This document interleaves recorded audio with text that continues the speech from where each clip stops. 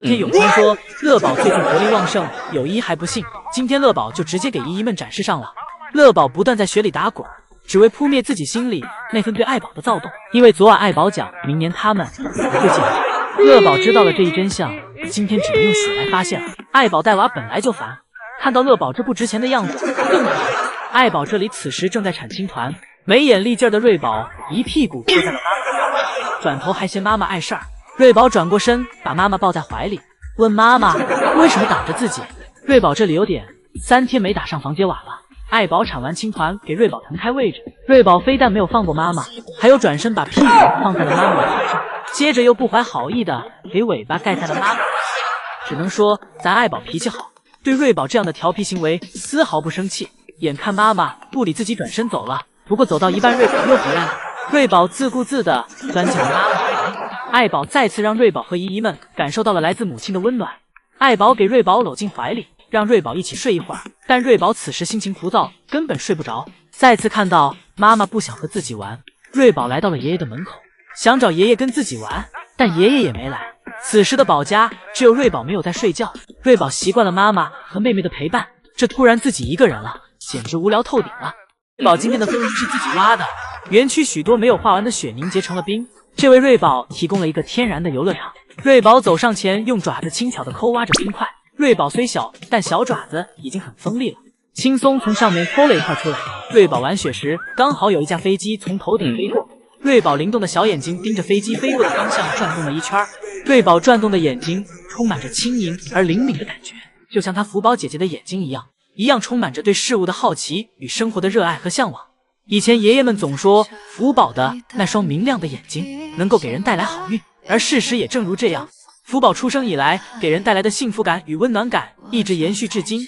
然而福宝在最近状态异常的这几天里，关心福宝的每个人纷纷希望将自己从福宝那里收获的好运与快乐回馈给他，祈愿他早日恢复健康。姨姨们想再次看到福宝那充满着清新而朝气蓬勃的眸子，以及眸子散发出的永不熄灭的光芒，期盼着他能够重返园区，悠闲地啃食竹子，懒洋洋地享受阳光的沐浴。而根据基地对福宝的体检结果来看，福宝的身体一切正常，所以相信不久的将来，当我们再次踏入神树坪基地的大门时，福宝将以更加活泼健康的姿态迎接姨姨们。静待花开，福宝与你我同在。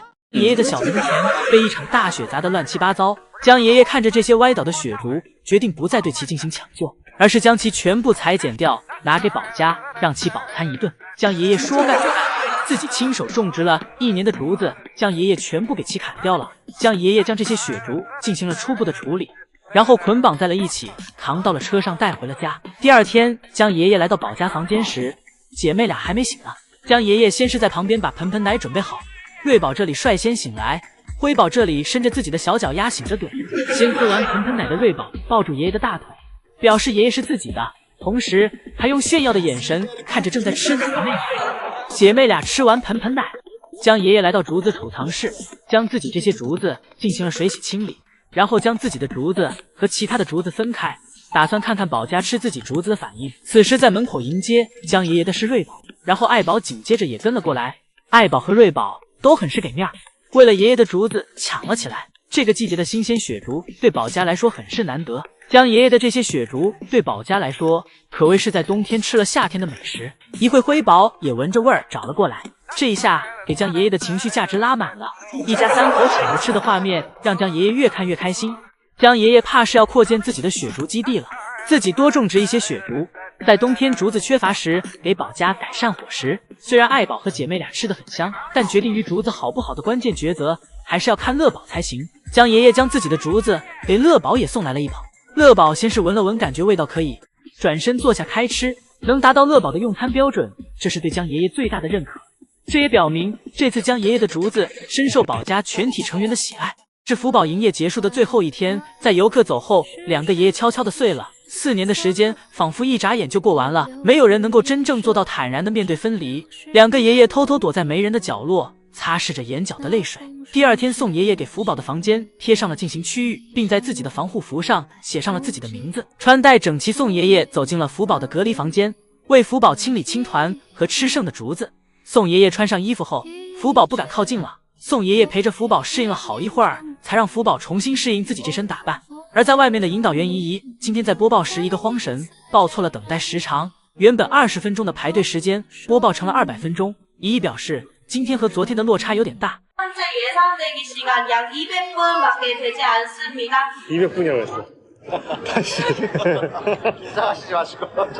어제랑 오늘의 차이가 너무 심해서 要知道，昨天福宝最后一天营业的排队时间高达400分钟，而与此同时，江爷爷这里开始为福宝做回家的准备了。这是当年爱宝来韩国时所使用的笼子。 江爷爷对其进行了翻新，为了感觉福宝在里面会不会舒服，江爷爷好几次亲身坐在里面尝试。之后，饲养员开始模拟演练运输福宝的过程，反复尝试，直至熟能生巧。熟记路线后，爷爷们开始让福宝熟悉运输笼。此时陪伴福宝的是宋爷爷。这1个月里，每个饲养员看上去都很平静，但平静的背后，一定是隐藏了一场巨大的暴风雨。根据永宽的表示，瑞宝、辉宝现在每天的青团产量已经达到5至6千克了。 这是2人一起的总量，因为瑞宝、辉宝生活在一起，无法清晰的区分出每一个青团具体是谁产的。而这个青团的产量对瑞宝、辉宝这个年纪来说，属于正常消化范围。之后有一提问到瑞宝、辉宝什么时候独立的问题，这个问题不论是永宽还是江爷爷，已经被问了不下数次了。永宽表示，瑞宝、辉宝其实已经可以进入独立的范围了，但瑞宝、辉宝现在跟妈妈在一起过得很好。 彼此之间没有表现出抵触或争夺地盘的现象，而对于瑞宝、辉宝，尽可能让他们和妈妈生活的久一点，这有助于他们积累经验。另外，还有怡怡很关心乐宝和爱宝身体的状况。永宽表示，他们都非常健康。这个问题兽医每天都在确认，但因为是冬季，他们不是每天都吃得好、睡得好。野生动物，他们都会在冬天为春天的行动做准备，尤其是乐宝正处于血气旺盛的状态。 最近四处采食的行为广而告之，不过专家看过了，乐宝这是在做他该做的事情，爱宝也在好好照顾双胞胎。姨姨们问的所有问题，永宽都非常清晰的对其进行了回复，每一件事情都交代得清清楚楚，从来没有见过的南川宝结果的样子。今天在江爷爷的小农场里见到了。南川宝是江爷爷喜欢的植物之一，而江爷爷也经常自称自己为南宝爷。以前福宝能感觉到江爷爷对南川宝 有特殊的喜欢之情，所以经常用南川宝姓威胁江爷爷。江爷爷与南川宝这个植物在20年前就相识了，而自从有了福宝后，江爷爷觉得南川宝和大熊猫是如此的般配，就像是油菜花和大熊猫一样。而也是因为江爷爷的努力，现在宝家粉丝们一听到南川宝和油菜花，脑海中首先浮现的就是福宝的样子。 如果爱宝乐园推出南川宝盆栽，一定会卖爆。经过江爷爷这20几年里持续喜欢南川宝，最近江爷爷开始研究从种子开始种植南川宝了。以前江爷爷都是买幼苗来进行种植，今年南川宝在结果后，江爷爷将其全部收集了起来，将南川宝放在手中手搓子房，红色果实就会裂开，然后露出2颗种子，反复手搓，将种子和外皮剥离之后，在水里过滤，只提取出种子。 如果在水中时有浮在水面的种子，这相当于是别谷，这些需要丢掉。将好的种子挑拣出来后，接着将其滤干水分，然后将土壤和种子混合，并放入洋葱网里，埋入深度适中的原地陆地。这就是露天埋藏法，是破除种子休眠、催芽的典型方式之一。等冬天过去后，在早春重新拿出来，种在原地的一侧育芽。等芽发育生长良好，江爷爷首先想在宝家族的地盘里种植。 这样自己亲自播种培育的南川宝应该会更有意义，所以江爷爷一直在期待着。虽然是很轻率，但江爷爷认为这毕竟是带有目标的期待，所以值得一梦。